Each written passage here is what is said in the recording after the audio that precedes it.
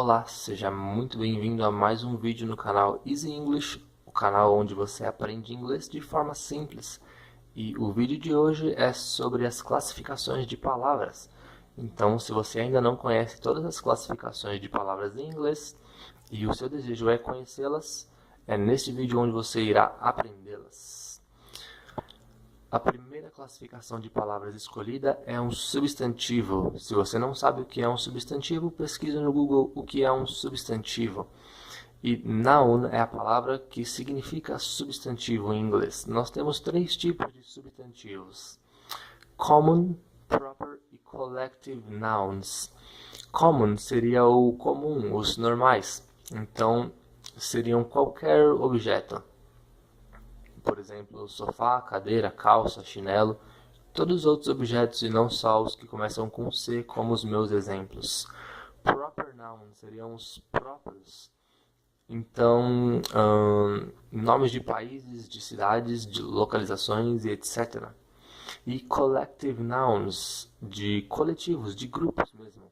Então, no exemplo, a pack of wolves, uma matilha de um grupo de lobos, uma matilha de lobos. Pack é um collective noun. A próxima classificação de palavras são os adjetivos. Adjective é a pronúncia correta. Você se engana se você pronuncia adjective, pois o correto é adjective. E um adjetivo é uma qualidade ou uma característica. Uma coisa que é muito importante ressaltar é que em inglês os adjetivos eles sempre vêm antes dos substantivos, justamente ao contrário do português. A terceira e próxima classificação de palavras são os verbos, e verb é a pronúncia correta. Se você fala verb, você está pronunciando errado. Os verbos eles indicam a ação, e o verbo mais conhecido do mundo em inglês é o verbo to be, ser ou estar. Mas também temos vários outros, como to sit, sentar, to look, olhar, to talk, falar, to sleep, dormir, e muitíssimos outros. A quarta e próxima classificação de palavras são os advérbios, os adverbs. Adverb é a pronúncia correta. Se você pronuncia de outra forma, você pronuncia errado. Os advérbios, eles modificam verbos, adjetivos e até outros advérbios. Geralmente, eles terminam em li, escrito por ly, mas isso não é uma regra. Então, alguns exemplos são hardly, dificilmente, gratefully, grandemente, mas existem outros também, como almost, por exemplo. E uma coisa que é legal mencionar é que os advérbios, eles geralmente, muito geralmente, vêm antes do verbo nas frases. A próxima classificação de palavras são os pronomes. Pronoun é a pronúncia correta da palavra pronome em inglês. E o pronome ele substitui um substantivo mencionado ou implícito. Então, são as palavras que substituem as pessoas. Então, I, you, we, us, he e várias outras. It é uma das mais legais do inglês. A próxima classificação são as preposições, as prepositions. Preposições são usadas para ligar pronomes e substantivos a outras palavras na frase. Existem muitas, mais de 50 preposições, mas as mais conhecidas são at, que é uma preposição para coisas muito específicas, on, que é uma preposição para coisas mais ou menos específicas, e in, que é uma preposição para coisas bem menos específicas. A próxima classificação de palavras são os gerúndios, a gerund.